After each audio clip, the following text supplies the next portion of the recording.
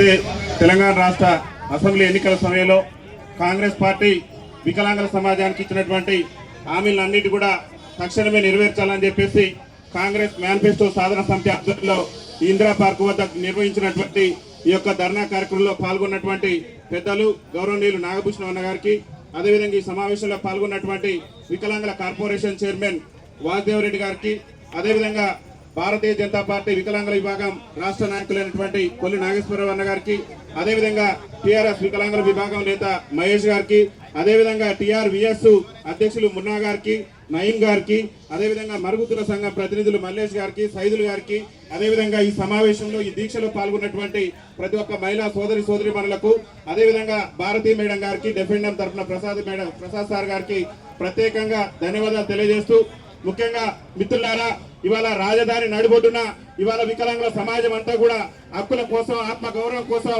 రాజ్యాధికారంలో ఓటా కోసం ఇవాళ నడి రోడ్డు మీద కూర్చొని ఇవాళ దీక్ష చేయవలసినటువంటి పరిస్థితి ఈ తెలంగాణ రాష్ట్రంలో రావడం అనేది దురదృష్టకరం.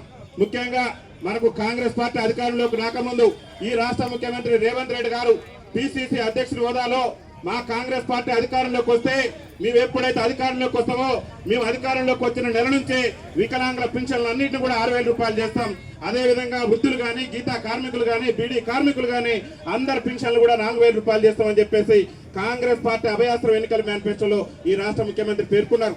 అదొక్కటే కాదు, ఈ రాష్ట్రంలో వికలాంగులందరికీ కూడా, తెలంగాణ రాష్ట్రంలో ఉన్నటువంటి వికలాంగులందరికీ కూడా 100% రాయితీతోని ఉచిత ప్రయాణ సౌకర్యం కల్పిస్తామని చెప్పేసి కూడా కాంగ్రెస్ పార్టీ ఎన్నికల మేనిఫెస్టోలో పొందుపరిచారు. అదొక్కటేనా, తెలంగాణ రాష్ట్ర ఉద్యమంలో క్రియాశీలక పాత్ర పోషించి నాడు బతుకు జీవుడా అంటూ అరే ప్రత్యేక రాష్ట్రం వస్తేనే మనకు ఉద్యోగ ఉపాధి అవకాశాలు వస్తాయని చెప్పేసి నాడు తెలంగాణ రాష్ట్ర సాధన ఉద్యమంలో కూడా వైకల్యాన్ని సైతం కూడా లెక్క చేయనటువంటి వికలాంగుల సోదరులకు మా కాంగ్రెస్ పార్టీ అధికారంలోకి వస్తే ఈ రాష్ట్రంలో బ్యాక్లాగ్ ఉద్యోగాల నోటిఫికేషన్ విడుదల చేసి వెంటనే ఉద్యోగాలను భర్తీ చేస్తామని చెప్పేసి రాష్ట్ర ముఖ్యమంత్రి రేవంత్ రెడ్డి గారు వాళ్ళ ఎన్నికల మేనిఫెస్టోలో పెట్టారు. అదొకటైనా, వికలాంగుల సంక్షేమ శాఖను గత ప్రభుత్వం మహిళా శిశు సంక్షేమ శాఖలో కలిపింది. మేము ఎప్పుడైతే అధికారంలోకి వస్తామో మేము అధికారంలోకి వచ్చిన వెంటనే వికలాంగుల సంక్షేమ శాఖను ప్రత్యేక శాఖగా కొనసాగిస్తామని చెప్పేసి రేవంత్ రెడ్డి గారి పార్టీ ఎన్నికల మేనిఫెస్టోలో చెప్పింది. ముఖ్యమంత్రి గారు రేవంత్ రెడ్డి గారు అనేకమైనటువంటి హామీలు ఇచ్చి ఈ రాష్ట్రంలో అసలు కాంగ్రెస్ ప్రభుత్వం వచ్చే పరిస్థితులు లేనటువంటి సందర్భంలో మరి పింఛన్దారుల ఓట్లను, పింఛన్దారులను అందరినీ కూడా నమ్మబలికి మనందరినీ కూడా నట్టేడు ముంచి మనందరిని పింఛన్ పెంచుతాం, అందరికీ కూడా అవకాశాలు ఇస్తాం, వికలాంగులకు ఉద్యోగ ఉపాధి రంగాల్లో ప్రాధాన్యత ఇస్తామని చెప్పేసి మాయ మాటలు చెప్పి రాష్ట్ర ముఖ్యమంత్రి రేవంత్ రెడ్డి మన ఓట్లు వేయించుకొని ఇవాళ రాష్ట్ర ముఖ్యమంత్రిగా గద్దెనెక్కినాక దాదాపు రాష్ట్ర ముఖ్యమంత్రిగా రేవంత్ రెడ్డి గారు బాధ్యతలు చేపట్టి ఇవాళ 2 ఏళ్ల పరిపాలన పూర్తయింది. 2 ఏళ్ల పరిపాలనలో కాంగ్రెస్ ఎమ్మెల్యేలు, మంత్రులు, ఎమ్మెల్యేలు ఒకసారి ఆత్మ పరిశీలన చేసుకోవాలి. ఈ 2 ఏళ్లలో వికలాంగుల సమాజానికి మన ఎన్నికల మేనిఫెస్టోలో పెట్టినటువంటి ఒక్క హామీ అయినా నెరవేర్చారనేది వాళ్ళ అసెంబ్లీ సాక్షిగా ఆత్మవిమర్శ చేసుకోవాలని చెప్పేసి ఈ ఇందిరా పార్కు వికలాంగుల మేనిఫెస్టో సాధన సమితి వేదిక నుంచి మేము రాష్ట్ర ప్రభుత్వాన్ని డిమాండ్ చేస్తున్నాం. ముఖ్యంగా మీరే చెప్పారు 6,000 రూపాయల పింఛన్ మీ ఎప్పుడైతే అధికారంలోకి వస్తామో అనేక బహిరంగ సభల్లో, అనేక వేదికల్లో ఈ రాష్ట్ర ముఖ్యమంత్రి రేవంత్ రెడ్డి గారే మా కాంగ్రెస్ పార్టీ అధికారంలోకి రాగానే అన్ని వృద్ధులు కానీ, వితంతువులు కానీ, గీతా కార్మికులు కానీ వాళ్ళందరూ 4,000 రూపాయల పింఛన్ తీసుకుంటారు. మా వికలాంగుల సోదరులకు మేము ఎప్పుడైతే అధికారంలోకి వస్తామో అదే నెల 6,000 రూపాయలు ఇస్తున్నాడు. రేవంత్ రెడ్డి గారిని ఇందిరా పార్క్ వేదిక నుంచి అడుగుతున్నాం, రేవంత్ రెడ్డి గారు ఎడిపోయిన మా 6,000 రూపాయలు పెండింగ్ బకాయితో సుద్ధా మీరు ఎప్పటి నుంచి అయితే ఇస్తున్నారో ఆ పెండింగ్ బకాయితో సుద్ధా తక్షణమే ఇచ్చే విధంగా మీరు చట్టసభలలో తీర్మానం చేయాలి. తక్షణమే మా పెండింగ్ పింఛన్లన్నింటినీ కూడా విడుదల చేయాలి. రేవంత్ రెడ్డి గారు ముఖ్యమంత్రి అయితే ఆర్టీసీలో ఉచిత ప్రయాణం ఇస్తానని చెప్పిండు. అరే ఎన్టీ రామారావు గారు ముఖ్యమంత్రి ఉన్నప్పటి నుంచి 50% రాయితీతోనే వికలాంగుల సమాజం ఉచిత ప్రయాణం చేసింది. మరి ఇవాళ మహిళలకు కాంగ్రెస్ పార్టీ చెప్తున్నది మీ మహాలక్ష్మి పథకం కింద మహిళలందరికీ కూడా ఉచిత ప్రయాణ సౌకర్యం కల్పించడం అని చెప్పేసి.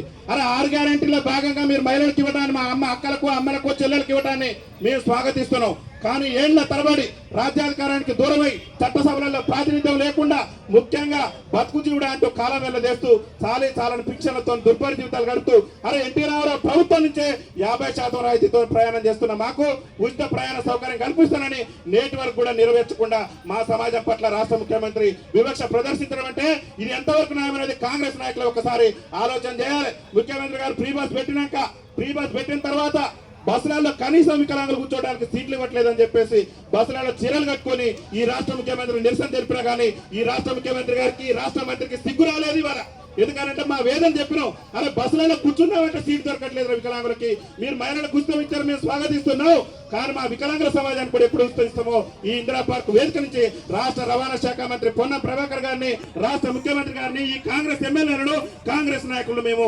నిలదీస్తున్నాం. తక్షణమే ఆర్టీసీలో వికలాంగులకు ప్రస్తుతం జరుగుతున్న అసెంబ్లీ సమావేశాల్లోనే ఉచిత ప్రయాణ సౌకర్యం కల్పించే విధంగా తీర్మానం చేయాలి. రేవంత్ రెడ్డి గారు ముఖ్యమంత్రి అయిన తర్వాత అడుగడుగున వికలాంగుల సమాజాన్ని అంచువేటే లక్ష్యంగా పనిచేస్తున్నారు. ముఖ్యంగా వికలాంగుల విద్యార్థులకు విద్యను దూరం చేసినటువంటి ప్రయత్నం ఈ రాష్ట్ర ముఖ్యమంత్రి చేస్తున్నారు.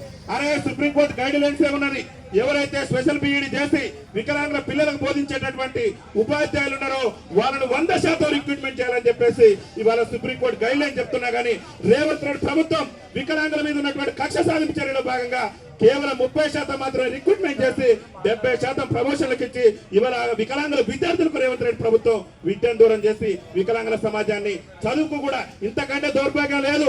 రాష్ట్ర విద్యాశాఖ మంత్రిగా కూడా ఈ రాష్ట్ర ముఖ్యమంత్రి కొనసాగుతూ ఇవాళ వికలాంగుల విద్యార్థులకు ఉపాధ్యాయులు పెట్టినటువంటి ఒక దౌర్భాగ్యకరమైనటువంటి స్థితిలో రాష్ట్ర ముఖ్యమంత్రి గారు ఉన్నారు. ఈ ఇందిరా పార్క్ వేదిక నుంచి చెప్తున్న రాష్ట్ర ముఖ్యమంత్రి గారికి, ఎవరైతే 2024లో డిఎస్సి రాసి మెరిట్ స్కోర్ సాధించినటువంటి మా వికలాంగుల పిల్లలకు బోధించేటటువంటి ఉపాధ్యాయులు ఉన్నారో వాళ్ళందరూ కూడా తక్షణమే మీరు ఉద్యోగ నియామక పత్రాలు అందించి మా వికలాంగుల విద్యార్థులకు ఉపాధ్యాయులు నియమించే విధంగా చర్యలు తీసుకోవాలని చెప్పేసి మేము రాష్ట్ర ప్రభుత్వానికి విజ్ఞప్తి చేస్తున్నాం.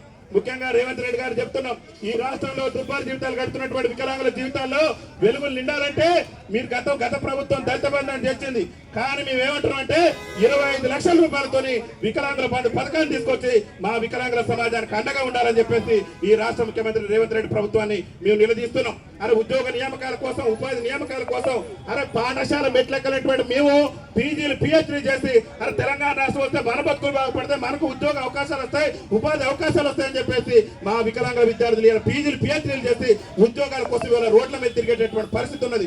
రేవంత్ రెడ్డి గారు గొప్ప చెప్పేటటువంటి ప్రయత్నం చేస్తున్నాడు. మా రాష్ట్ర ప్రభుత్వం వచ్చిన తర్వాత, మా కాంగ్రెస్ ప్రభుత్వం వచ్చిన తర్వాత అనేక ఉద్యోగ నియామకాలు చేపట్టాం అంటున్నారు. రేవంత్ రెడ్డి గారు అడుగుతున్న ఈ ఇందిరా పార్క్ వేదిక నుంచి కాంగ్రెస్ మేనిఫెస్టో సాధన సంతరించి మేము డిమాండ్ చేస్తున్నాం. ఒక్కటంటే ఒక్క బ్యాక్లాగ్ ఉద్యోగం భర్తీ చేసిన వారు రేవంత్ రెడ్డి ఎందుకు మాయ మాటలతో మా వికలాంగుల సమాజాన్ని మోసం చేస్తున్నావు? నీ తొలి సంతకమే రాష్ట్ర ముఖ్యమంత్రిగా నువ్వు బాధ్యతలు చేపట్టినాక నీ తొలి సంతకమే మా వికలాంగుల సమాజాన్ని మోసం చేయడంతో మొదలుపెట్టినావు.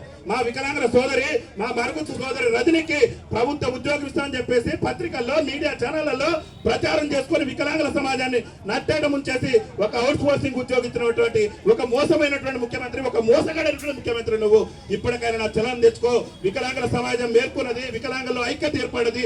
నీ ప్రభుత్వాన్ని నిన్ను గద్దెదించేంత వరకు కూడా ఎంతటి పోరాటానికైనా ఎరకడకుండా మా యొక్క పోరాటాలు ఉధృతం చేస్తాం. అలా వికలాంగుల విద్యార్థులకు ఉపాధ్యాయులు ఉండరు, బస్సులలో వికలాంగుల సీట్లు ఉండవు. నువ్వు వచ్చిన దగ్గర నుంచి అడుగునా మా వికలాంగుల సమాజం మీద వివక్ష కొనసాగుతుంది. ఒక్కటంటే ఒక్క మంచి పని చేసిన రేవంత్ రెడ్డి. అరే గతంలో కూడా మాకు కిరణ్ కుమార్ రెడ్డి గారు మంత్రిగా ఉన్నప్పుడు, ముఖ్యమంత్రిగా ఉన్నప్పుడే మాకు పరిశ్రమల రంగంలో రిజర్వేషన్ ఉండేది. ఈ రేవంత్ రెడ్డి గారు ఎప్పుడైతే ముఖ్యమంత్రి అయిందో పరిశ్రమల రంగంలో ఉన్న రిజర్వేషన్ ఎత్తేసిండు. అరే ఇలా వికలాంగుల క్రీడాకారుల పరిస్థితి రాష్ట్రంలో దయనీయంగా తయారైంది. ఇలా వికలాంగులు దేంట్లో కూడా తీసుకోరు. వికలాంగులు క్రీడల్లో కూడా ఈ తెలంగాణ రాష్ట్రానికి కూడా అనేకమైనటువంటి అవార్డులు, రివార్డులు తీసుకొచ్చి ఇలా వికలాంగుల క్రీడాకారులు కూడా రాష్ట్రాన్ని దేశంలోనే ముందంజలించేటువంటి ప్రయత్నం చేస్తున్నారు. వికలాంగుల క్రీడాకారుల పట్ల కూడా రాష్ట్ర ముఖ్యమంత్రి అడుగడుగున వివక్ష ప్రదర్శిస్తున్నాడు. మీ ఒకటే విజ్ఞప్తి చేస్తున్నాం, వికలాంగుల కార్పొరేషన్ తో పాటు వికలాంగుల క్రీడాకారులకు వికలాంగుల క్రీడా కార్పొరేషన్ కూడా ఏర్పాటు చేసి వికలాంగుల క్రీడాకారులకు ఏ ఇబ్బందులు అవుతున్నాయో ఆ ఇబ్బందులన్నీ తొలగించే విధంగా కూడా రాష్ట్ర ప్రభుత్వం చర్యలు తీసుకోవాలని చెప్పేసి ఈ వేదిక నుంచి మేము విజ్ఞప్తి చేస్తున్నాం. అదే విధంగా ఈ రాష్ట్రంలో ఉన్నటువంటి వికలాంగులందరూ కూడా విద్యలో కానివ్వండి, ఉద్యోగాలలో కానివ్వండి, అన్ని కూడా మాకు ఉచిత విద్య అందించాలి. మాకు వైద్య విషయంలో కూడా 100% ప్రభుత్వ ప్రైవేట్ వైద్యశాలల్లో కూడా ఉచిత వైద్యం అందించే విధంగా రేవంత్ రెడ్డి ప్రభుత్వం నిర్ణయం తీసుకోవాలి. ఇవాళ మిత్రులు ముఖ్యంగా ఈ వేదిక నుంచే చెప్తున్నాం, ఇక్కడ అనేక మంది మా బ్లైండ్ సోదరులు ఉన్నారు. రాష్ట్ర ముఖ్యమంత్రి రేవంత్ రెడ్డి గారికి ఈ ఇందిరా పార్క్ వేదిక నుంచే చెప్తున్నాం, అరే 100% ఉన్న మా బ్లైండ్ సోదరుల మధ్య బస్ పాస్ ఇస్తూ మరి 40% ఉన్నటువంటి 40 నుంచి 90% ఉన్నటువంటి మా బ్లైండ్ సోదరులకు ఇవాళ బస్ పాస్ ఇవ్వట్లేదు. డిపెండెంట్ సోదరుల పరిస్థితి కూడా అదే. దయచేసి మేము విజ్ఞప్తి చేస్తున్నాం, 40% వైకల్యం కలిగినటువంటి ప్రతి ఒక్క వికలాంగుని కూడా ఖచ్చితంగా బస్ పాస్ ఇవ్వాల్సిందే. బస్ పాస్ ఇవ్వకుంటే నిన్ను, నీ పార్టీని భూస్థాపితం చేయడమే లక్ష్యంగా మా యొక్క ఉద్యమ కార్యాచరణ ఉంటుంది. అరే మా వేదన అనేక సందర్భాల్లో చెప్పినాం. ఇటీవల కాలంలో కూడా అరే ఆర్టీసీ బస్సులో మాకు కూడా ఉచిత రవాణా సౌకర్యం కల్పించవయ్యా. అప్పుల్లో ఉన్నటువంటి ఆంధ్రప్రదేశ్ రాష్ట్ర ముఖ్యమంత్రి చంద్రబాబు నాయుడు గారు వికలాంగులకి నిజంగా మేలు చేస్తున్న మనకు భవిష్యత్తు ఉంటుంది, వికలాంగుల సంక్షేమాన్ని విస్మరిస్తే మన పార్టీలు మనం అడ్రస్ గలంత అయితే అని చెప్పేసి ఆయన గమనించి అక్కడ 6,000 రూపాయల పెన్షన్. ఇక్కడ ఉన్నటువంటి మా మిత్రులు ఉన్నారు, తీవ్ర వైకల్యంతో బాధపడుతున్నారు.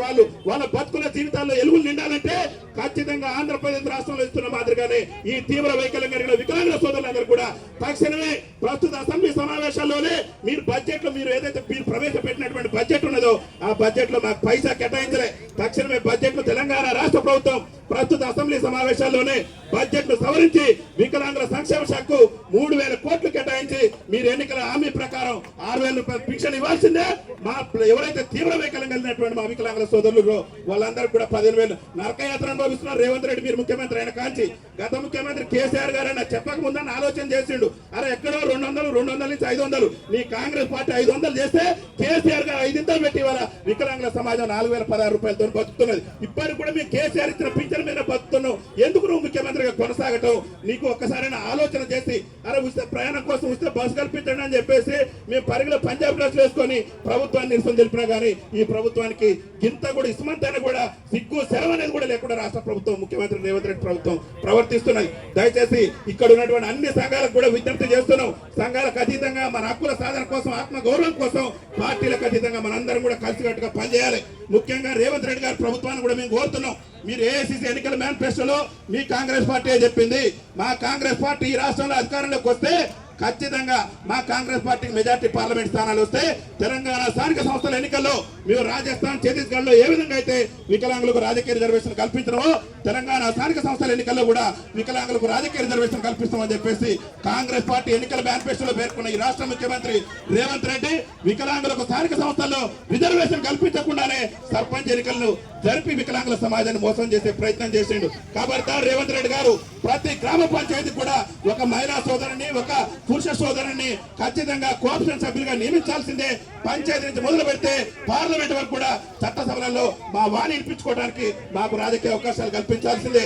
ఎందుకంటే ఇవాళ తెలంగాణ రాష్ట్రం ఏర్పడి 12 ఏళ్ళు అవుతుంది. 12 ఏళ్లలో ఏ ఎమ్మెల్యే కానీ ఏ ఎంపీ కానీ ఏ మంత్రి కానీ ఎవరు కానీ చట్టసభలలో 10 నిమిషాలు కూడా అసెంబ్లీలో మాట్లాడినటువంటి పరిస్థితి లేదు. ఏ పాపం చేసినాం ఏ అన్యాయం చేసినాం ఇవాళ మా ఓట్లతో గద్దెనెక్కి ఇవాళ మా సమస్యలు విస్మరిస్తారా? ఖబర్దార్ రేవంత్ రెడ్డి నిన్ను గద్దెదించే రోజులు కూడా దగ్గర పడ్డాయి. నిన్ను నీ కాంగ్రెస్ పార్టీని కథం చేయడమే లక్ష్యంగా మా మేనిఫెస్టో సాధన కమిటీ లక్ష్యాలు ఉండబోతున్నాయి. రేవంత్ రెడ్డి గారు ఇప్పటికైనా ఈ దీక్షను చూసైనా రాష్ట్ర ముఖ్యమంత్రి గారికి రాష్ట్ర ముఖ్యమంత్రి రేవంత్ రెడ్డి పార్టీ ఆత్మ పరిశీలన చేసుకొని అరే మనం 2 ఏళ్ల నుంచి కూడా వికలాంగుల సమాజాన్ని మోసం చేసుకుంటూ వచ్చినాం. ఇక మోసం చేయడం మంచిది కాదని తక్షణమే మా పింఛన్లు పెంచే విధంగా న్యాయమైన డిమాండ్ నెరవేర్చే విధంగా ఈ మధ్యన గొప్పలు